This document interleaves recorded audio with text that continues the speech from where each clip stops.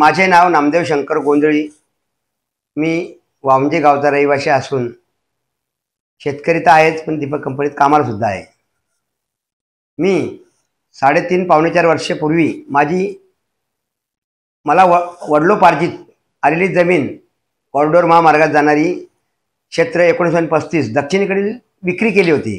कारण मी आजारी होतो आणि माझ्या बहिणीच्या मुलांचे लग्न होते, त्यामुळे मी विक्री केली होती। पण मी आजारी असल्या कारणाने काकांची पण उत्तरेकडील जमीन स्वस्त किमतीत विक्री केली आहे, असे 7-12 भ्रष्टदोषी अधिकारी वर्गाने बनवलेले आहेत। हा लढा मी जवळजवळ आता 3.5 वर्ष झाली देत आहे, पण प्रशासन मला न्याय देत नाही। म्हणून मी माझा एक उपाय म्हणून पत्रकार परिषद आयोजित करत आहे। त्या पत्रकार परिषदेचे आमंत्रण सर्व तहसील, उपविभागीय, उप अधीक्षक, जिल्हा अधिकारी कार्यालय सगळ्यांना मी दिलं होतं, पण कोणी आलं नाही। म्हणून आता ही 8वी पत्रकार परिषद मी आयोजित केली आहे। त्याला सर्वांनी यावं ही माझी त्यांना विनंती आहे। तोडकर साहेब यांच्या अध्यक्षतेत बोलेन मी, अध्यक्षतेखाली झाली होती।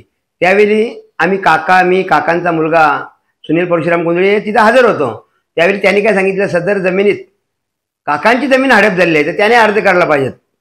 तर तसेच त्याप्रमाणे त्यांनी टाईप अर्जावर, लेखी अर्जावर काकांचा मुलगा सुनील परशुराम गोंधळे व परशुराम सीताराम गोंधळे यांनी सर्व अर्जावर सह्या केलेल्या आहेत।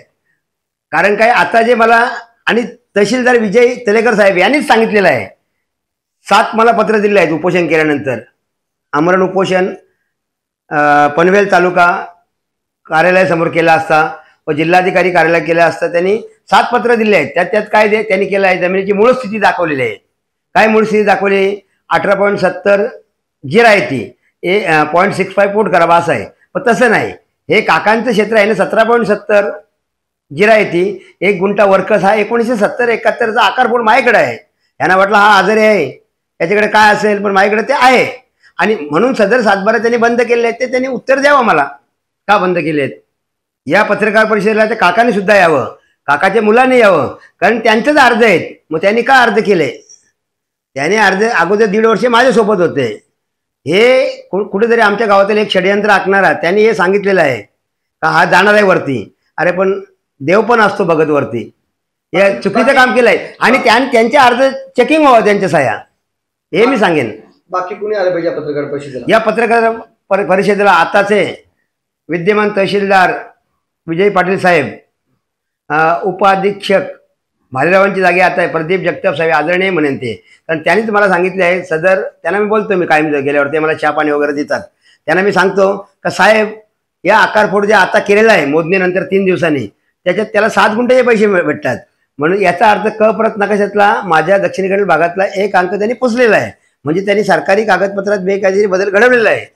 महानगरपालिका मैदान देवाळे तलावाजवळ तिथं आयोजित केलेली आहे पत्रकार परिषद। काल मी साहेबांना भेटलो आहे, जयराम पाटील साहेब, का साहेब मला परमिशन द्या, नंतर तुम्ही काय बोलाल का परमिशन घेतली नाही। त्यांनी सांगितलं तू टेबल खुर्च्या लावू शकतोस। कोणी कोणी आले पाहिजे?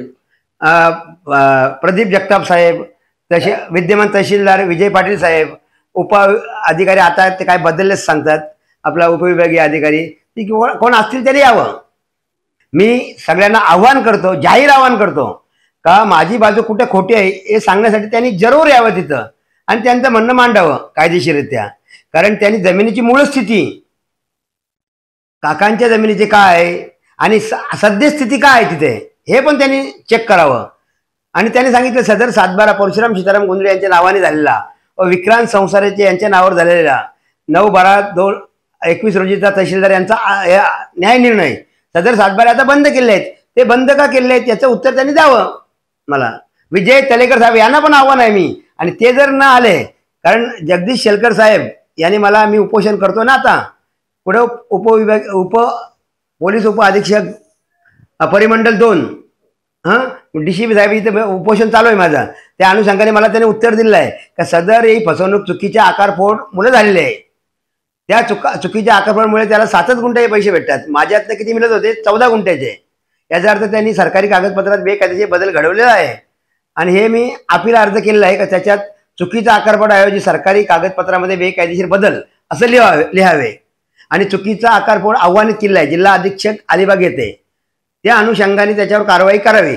आता एक पत्र आलेलं आहे उपविभागीय अधिकारी यांना उपजिल्हाधिकारी दत्तात्रय नवले साहेब, तर याच्या अनुषंगाने उपविभागीय अधिकारी यांनी नामदेव गोंदीला म्हणजे योग्य स्तरावर न्याय द्यावा.